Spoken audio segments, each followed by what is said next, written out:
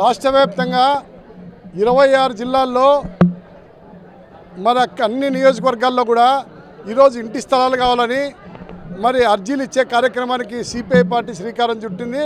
ప్రతి నియోజకవర్గంలో కూడా వేలాది మంది ఇంటి స్థలాలు కావాలని ముఖ్యమంత్రి చంద్రబాబు నాయుడు చెప్పిన ప్రకారము పట్టణాల్లో 2 సెంట్లు, గ్రామాల్లో 3 సెంట్లు స్థలం కావాలని అర్జీలు రాసుకొని రెవెన్యూ కార్యాలయాలకు వస్తూ ఉన్నారు.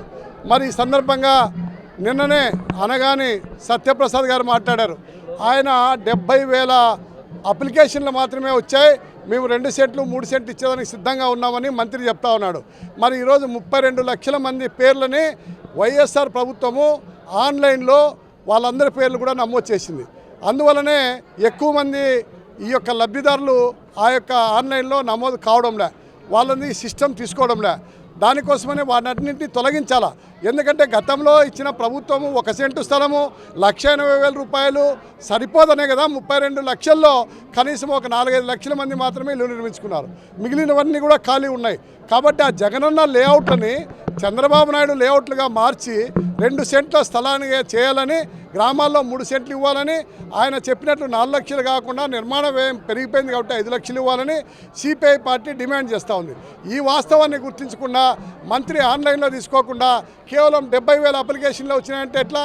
మీరు అక్కడ ఇచ్చిన నిర్వాహకం, గత ప్రభుత్వం చేసిన నిర్వాహకం అన్నిటిపైన మీరు చర్య తీసుకుంటున్నారు, అన్నిటిపైన కేసులు కూడా పెడతా ఉన్నారు. కానీ పేదలకు జరిగిన అన్యాయం పైన, పేదలకు చేసిన అన్యాయం పైన వాటిని ఆన్లైన్లో తొలగించి అప్పుడు మీరు ఈ యొక్క అర్జీలు తీసుకొని విచారణ చేయండి. లబ్ధిదారులు కోకొల్లలుగా లక్షల మంది తేల్తారు. వారందరికీ కూడా 2 సెంట్ల స్థలము 3 సెంట్ల స్థలం గ్రామాల్లో ఇచ్చి నిర్మాణ వ్యయానికి అయ్యేంత మొత్తము చంద్రబాబు నాయుడు గారు మేఘాల మీద ఇవ్వాలని చెప్పి కోరుతా ఉన్నాం. ఎందుకంటే పేదల ప్రభుత్వంగా నిరూపించుకోవాలంటే ముఖ్యమంత్రి చంద్రబాబు నాయుడు గారు మొట్టమొదటి పని చేయాలి. లేకపోతే మరి ఈరోజు చంద్రబాబు నాయుడు గారి పైన ఎంతో విశ్వాసం చేసి ఎంతో నమ్మకం ఉంచి 160 సీట్లను గెలిపించారు ప్రజలు. ఎందుకంటే చంద్రబాబు నాయుడు వస్తే రాష్ట్రం అభివృద్ధి అవుతుందని. అందుకే తెలుగుదేశం పార్టీని మేల్కొల్పేదానికి, తెలుగుదేశం ప్రభుత్వాన్ని మేల్కొల్పేదానికి ఈ యొక్క కార్యక్రమాలు చేస్తూ ఉన్నాము. ఇప్పుడైనా వారు శాసనసభలో మాట్లాడి ఆన్లైన్లో ఉన్నటువంటి పేర్లను తొలగించి జగనన్న లేఅవుట్లు మార్చి చంద్రబాబు నాయుడు లేఅవుట్లుగా మార్చి పేదలకు న్యాయం చేయాలని డిమాండ్ చేస్తూ ఉన్నాం. ఇళ్ల స్థలాలు, ఇంటి పట్టాలు మంజూరు చేయాలని చెప్పి రాప్తాడు నియోజకవర్గం భారత కమ్యూనిస్ట్ పార్టీ సిపిఐ ఆధ్వర్యంలో ఆర్టీఓ కార్యాలయం దగ్గర ధర్నా కార్యక్రమాన్ని నిర్వహిస్తూ ఉన్నాం. 10 సంవత్సరాలుగా ఇంకా ఇంటి స్థలం కావాలి, మాకు ఇళ్ల పట్టాలు ఇవ్వాలని అడుగుతున్నామంటే ఇవాళ ప్రభుత్వాలు విఫలమైనాయి. ఇవాళ భారత రాజ్యాంగం కల్పించినటువంటి ప్రాథమిక హక్కులు కూడు గూడు గుడ్డ ఇవాళ కల్పించాల్సినటువంటి బాధ్యత ప్రభుత్వాలపైన ఉంది. అందుకే జగన్మోహన్ రెడ్డి గత 5 సంవత్సరాల కాలంలో జగనన్న కాలనీల పేరు మీదుగా వేల కోట్ల రూపాయల ఖర్చులు పెట్టాడు. కానీ ఎక్కడ కూడా కాలనీ నిర్మాణం జరగలే. గ్రామీణ ప్రాంతాల్లో పాక్షికంగా జరిగింది. అదేవిధంగా టిడ్కోయిల్లో గత ప్రభుత్వం చంద్రబాబు నాయుడు గారు 80%, 90% పూర్తి చేశాడు. దానికి అప్పచెప్పలేకపోయాడు టిడ్కోయిల్లో. అదేవిధంగా జగన్మోహన్ రెడ్డి గారు 1 సెంటు 1.5 సెంటు ఇచ్చారు కదా. అది కమ్యూనిస్ట్ పార్టీ రాష్ట్ర కార్యదర్శి రామకృష్ణ గారు ఒక ప్రతిపాదన పెట్టారు. పల్లెల్లో, గ్రామాల్లో మీరు 3 సెంట్లు ఇవ్వండి, పట్టణాల్లో, నగరాల్లో 2 సెంట్లు ఇమ్మంటే చంద్రబాబు నాయుడు కూడా ఆమోదింపజేశారు. ఇవాళ జనవరి 18వ తారీఖున వాళ్ళ క్యాబినెట్ ఆమోదించింది. జనవరి 28వ తారీఖున మార్గదర్శకాలు నిర్దేశం చేశారు. ఆ మేరకంతా కూడా ఇవాళ అర్జీల స్వీకరణ కార్యక్రమాన్ని చేపడతా ఉన్నాం. తాడపత్రిలో ర్యాలీ చేస్తూ ఉంటే, అర్జీలు తీసుకొని వస్తూ ఉంటే జేసీ ప్రభాకర్ రెడ్డి అడ్డుకోవడానికి ప్రయత్నం చేసినారు. ఆపలేకపోయాడు. వేల మంది అంతా కూడా తాడపత్రి ఎంబోరో కాలం దగ్గర ధర్నా కార్యక్రమం నిర్వహించడం జరిగింది. ప్రతి అర్జీకి న్యాయం జరగాలి. అదేవిధంగా జర్నలిస్టులు అడుగుతూ ఉన్నారు తాడిపత్రిలో, ఏమన్నా మీరు అందరూ కూడా పేదవాళ్ళకి ఇళ్ల స్థలాలు పట్టాలు ఇప్పిస్తామంటా ఉన్నారు కదా, జర్నలిస్టుల గురించి ఒక్క మాట కూడా మాట్లాడంటా ఉన్నారు. నిజంగా మీరు కూడా కార్మికులే. ఇవాళ యాజమాన్యం కింద పనిచేసే వాళ్ళందరూ కూడా జర్నలిస్టుల కాలనీ నిర్మాణం చేయాలి. అర్హులైనటువంటి వాళ్ళందరూ కూడా ఇళ్ల స్థలాలు ఇవ్వాలి, పట్టాలు ఇవ్వాలని చివరి వరకు పోరాడేటువంటి పార్టీ భారత కమ్యూనిస్ట్ పార్టీ సిపిఐ అని చెప్పి నేను మనం చేస్తా ఉన్నాను. ఈరోజు భారత కమ్యూనిస్ట్ పార్టీ సిపిఐ రాప్తాడు నియోజకవర్గం ఆధ్వర్యంలో నిరుపేదలకు ఇళ్ల స్థలాలు ఇవ్వాలనేసి నిరసన ధర్నా కార్యక్రమం నిర్వహిస్తూ ఉన్నాం.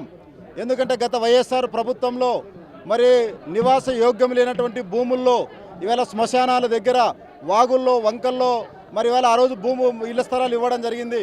కమ్యూనిస్ట్ పార్టీగా మేము ఆ రోజే చెప్పాం, ఇవన్నీ కూడా నివాస యోగ్యానికి తరుముగాను భూములు అనేసి మరి ఆ రోజు చెప్పినప్పుడు కూడా అవి పెడచవన పెట్టడం జరిగింది. దాని మేరకు ఇవాళ కూటమి ప్రభుత్వం కూడా మరి ఎన్నికల హామీ మేరకు మరి ఇవాళ గ్రామీణ ప్రాంతాల్లో 3 సెంట్లు స్థలాలు ఇస్తామనేసి చెప్పడం జరిగింది. మరి ఈవేళ దానికి సంబంధించి రాష్ట్ర బడ్జెట్లో నిధులు కేటాయించకపోవడం ద్వారా అనుమానాలు రేకెత్తిస్తూ ఉన్నాయి. మీరు ఎన్నికలు అయిపోయిన తర్వాత ఒక మాట, ఎన్నికల తర్వాత ఒక మాటని చెప్పినట్టుగా అర్థమవుతుంది. అందుకోసమే ఈరోజు పేద ప్రజలందరూ కూడా ఇళ్ల స్థలాలు కావాలనేసి కమ్యూనిస్ట్ పార్టీ రాష్ట్ర వ్యాప్తంగా జరుగుతున్నటువంటి ఆందోళనలో ఈవేళ వేలాది మంది ప్రజలందరూ కూడా పాల్గొంటూ ఉన్నారు. అందుకోసమే తక్షణమే కూటమి ప్రభుత్వం ఏదైతే చెప్పిందో మరి ఆ హామీ మేరకు ఈవేళ గ్రామీణ ప్రాంతాల్లో 3 సెంట్లు స్థలం ఇచ్చే, అదేవిధంగా గృహ నిర్మాణానికి సంబంధించి కూడా 5 లక్షలు ఇవ్వాలనేసి మేము డిమాండ్ చేస్తూ ఉన్నాం. ఇప్పటికే ఈవేళ గ్రామాల్లో సచివాలయాల దగ్గర అర్జీలు స్వీకరిస్తూ ఉన్నారు. ఈవేళ ప్రజలందరూ కూడా అనుమానాలు వస్తూ ఉన్నాయి. మీ తెలుగుదేశం పార్టీ కార్యకర్తలకు సంబంధించినటువంటి వాళ్ళతో మాత్రమే అర్జీలు స్వీకరిస్తారనేసి ప్రజలందరూ కూడా అనుమానాలు వ్యక్తం చేస్తూ ఉన్నారు. గత వైఎస్ఆర్ ప్రభుత్వం ఏ తప్పిదమైతే చేస్తూ ఉందో ఈరోజు కూటమి ప్రభుత్వం కూడా అలాంటి తప్పిదానికి పూనుకుంటూ ఉంటుంది. అందుకోసమే దాన్ని మేల్కొనపడం కోసమే ఇవాళ లబ్ధిదారు అనేవాడు, పేదవాడు అనేవాడు అన్ని రాజకీయ పార్టీలతో మరి ఉంటారు. పేదవాళ్ళకు రాజకీయాలతో సంబంధం ఉండదు. అందుకోసమే పారదర్శకంగా లబ్ధిదారులను ఎంపిక చేయాలనేసి మేము ఈరోజు డిమాండ్ చేస్తూ ఉన్నాం. ఇక్కడ మేము అర్జీదారులు ఏవైతే ఇస్తామో అవన్నీ కూడా సంబంధించినటువంటి గ్రామ సచివాలయాలకి పంపి మరి నిష్పక్షపాతంగా విచారణ జరిపి వాళ్ళందరూ కూడా న్యాయం చేయాలని కోరుతూ ఉన్నాం. అదేవిధంగా కూటమి ప్రభుత్వం మరొకటి ఇవాళ చెప్పడం జరిగింది, పేదవాళ్ళు 10 సంవత్సరాల నుంచి ఎక్కడైతే నివసిస్తూ ఉన్నారో వాళ్ళందరూ కూడా క్రమబద్ధీకరించమని చెప్పడం జరిగింది. దానికి సంబంధించి కూడా రాప్తాడు నియోజకవర్గంలో రాప్తాడు, అదేవిధంగా అనంతపురం రూరల్ మండలంలో సోములదొడ్డి, అదేవిధంగా సదాశివన్ కాలనీ, ఐజీ నగరు, ఇతరత్ర ప్రాంతాల్లో వేలాది మంది ప్రజలందరూ కూడా ప్రభుత్వ భూముల్లో గుడిసెలు వేసుకుని జీవిస్తూ ఉన్నారు. వారు కూడా తక్షణమే పట్టాలు ఇవ్వాలని ఈరోజు ఈ ఆందోళన కార్యక్రమాన్ని నిర్వహిస్తూ ఉన్నాం.